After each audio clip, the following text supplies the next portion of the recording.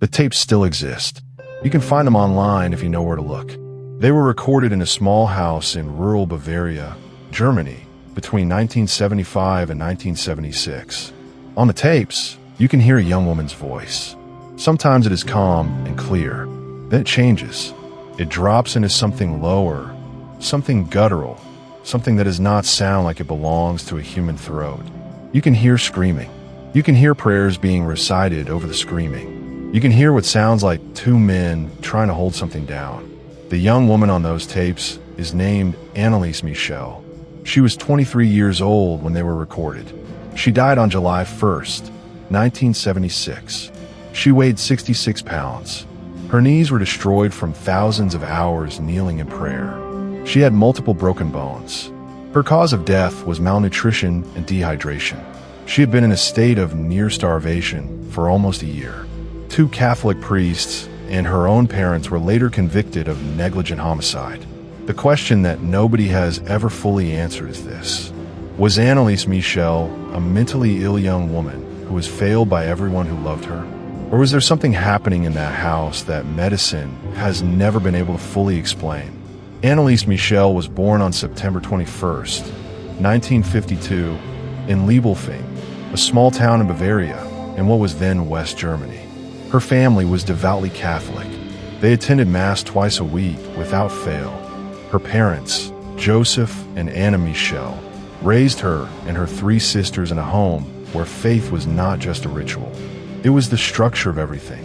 Anneliese was a serious girl, bright, religious from childhood in a way that went beyond what her parents asked of her. She prayed privately.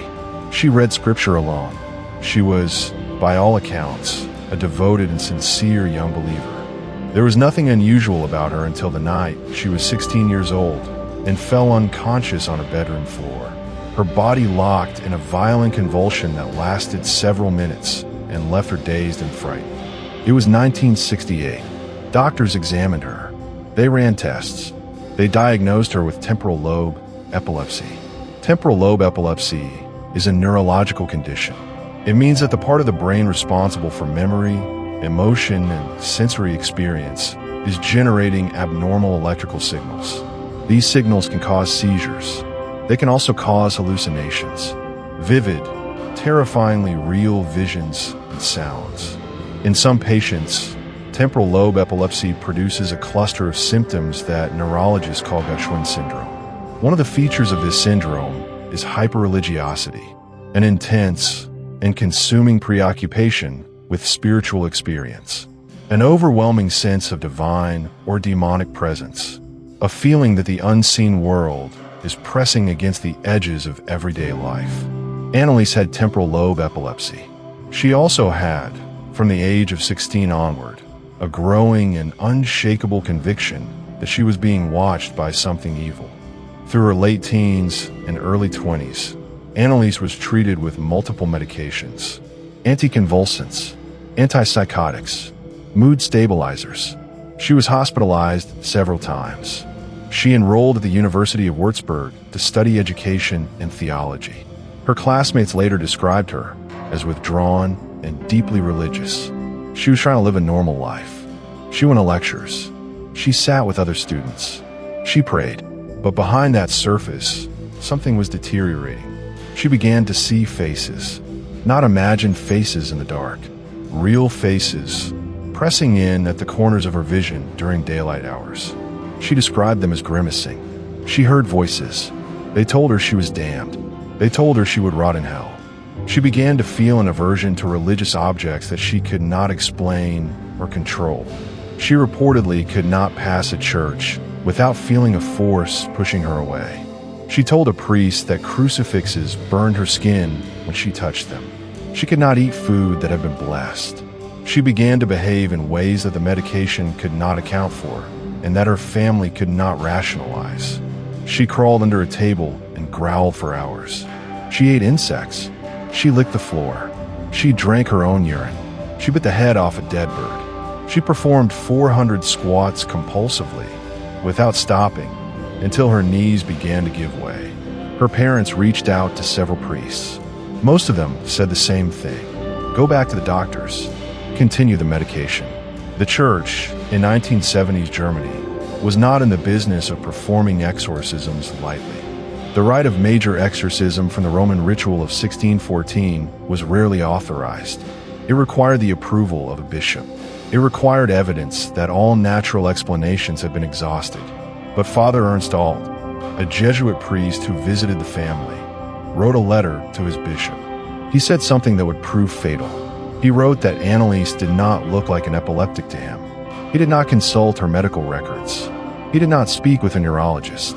He visited the family, observed her behavior, and concluded on the basis of faith that what he was seeing was not a brain disorder. It was a demon. In September 1975, Bishop Joseph Stengel granted permission for the rite of major exorcism. He did so without ever meeting Anneliese. He did so without requesting any medical documentation. He authorized a 400-year-old ritual to be performed on a young woman with a documented diagnosis of epilepsy and psychosis, in secret, in her family's home. Father Arnold Renz performed the first session on September 24, 1975. He performed it alongside Father Alt. The sessions lasted up to 4 hours. They were conducted once or twice a week. They continued for 10 months. The family recorded most of them on audio tape. In total, 67 sessions were performed. During the sessions, Anneliese screamed. She convulsed. She spoke in voices that did not sound like her own. In one recording, her voice shifts mid-sentence into something lower and more resonant. She identifies the presence speaking through her as Cain, then as Judas, then as Adolf Hitler, then as Nero. The priests believed these were demonic entities identifying themselves. They engaged with these voices directly. They spoke to them by name. They commanded them to leave. Anneliese, meanwhile, was receiving less and less food. She had begun to refuse meals. She told her parents she wanted to suffer.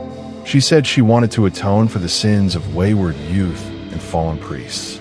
Her parents, convinced by now that the exorcism was working, stopped consulting doctors at her request. The medical treatment stopped entirely. Only the sessions continued. By early 1976, she weighed just over 80 pounds. She could no longer walk without help. Her knees had been destroyed by thousands of hours of forced kneeling during sessions. She had broken teeth. She had fractured bones from falling during convulsions. She had bruises across her face, arms, and hands from the physical restraint during the rites. One doctor was contacted by Father Alt during this period and asked to help. That doctor declined to see her. He reportedly told Alt, "There is no injection against the devil." Those words were quoted in court later. The doctor who said them did not attend the trial. On July 1st, 1976, Anneliese Michel died in her home. A physician arrived to issue the death certificate and refused to sign it. Her condition was too disturbing. She was skeletal. She was covered in injuries. She appeared to have been starved. Police were contacted. Father Alt called the district attorney's office himself and explained that an exorcism had been taking place. A full investigation was launched. The autopsy was unambiguous. Cause of death: malnutrition and dehydration. She had been in a state of near starvation for nearly a year. Investigators concluded that if someone had called a physician even 1 week before her death, she could have survived. 1 week. That was all the margin that remained. She was 23 years old.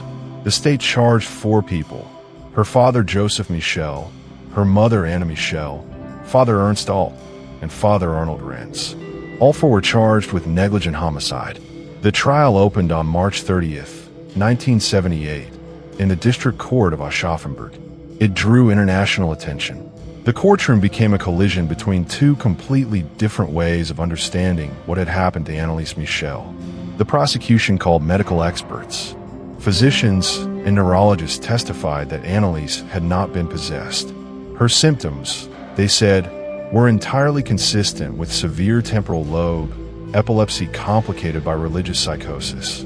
They testified that her upbringing had shaped the content of her hallucinations, and that the exorcism rituals had reinforced her delusions rather than relieving them. They said that performing 67 sessions of exorcism on a mentally ill young woman, while withdrawing her medication and allowing her to starve, was a textbook case of negligence.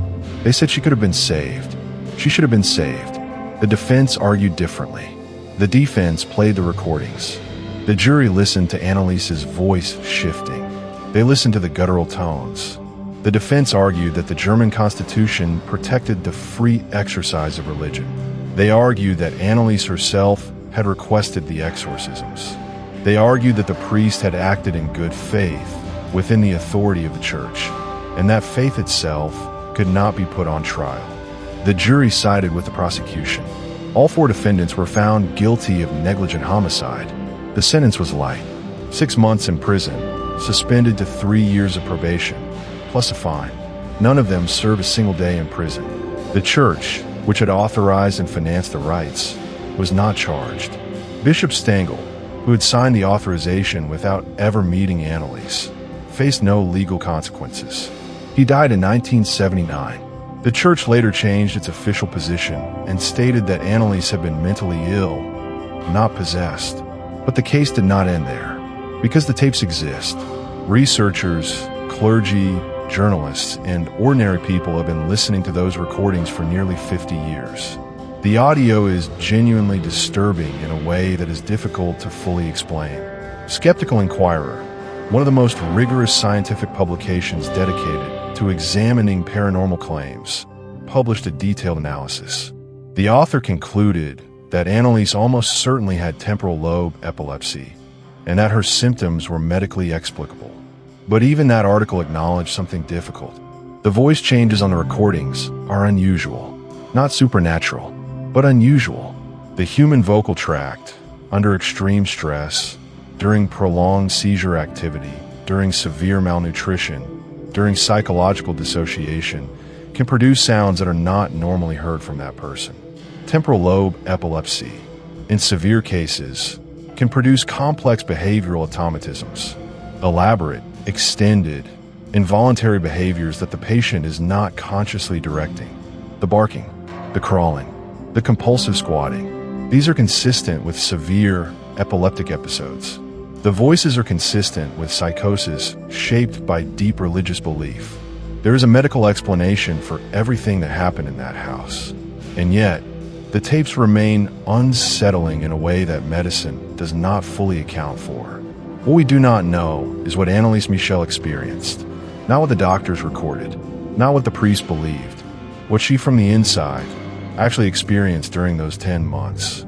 The voices she heard, the faces she saw, the conviction she held that she was suffering for a reason greater than herself.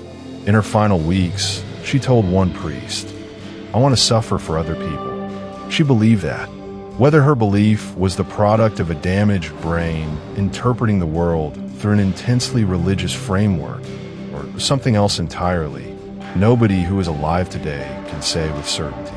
What we know is that a 16-year-old girl had a seizure and received a diagnosis. What we know is that the system that should have protected her, the medical system and the church, both failed her in different ways. What we know is that 4 people were convicted of causing her death, and none of them were imprisoned. What we know is that the institution that authorized the rites that killed her faced no legal consequences at all. The recordings are still out there. Some people listen to them and hear a sick young woman in profound distress. Some people listen and hear something they cannot name. What is not in dispute is this: Anneliese Michel needed a doctor. She did not get one. She got 67 sessions of a 400-year-old ritual performed in secret in her family's home while her body slowly destroyed itself.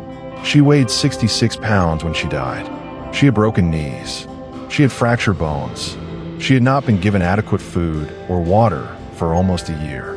Whatever was inside the house in Klingenberg in 1976, one thing is certain: it was not mercy.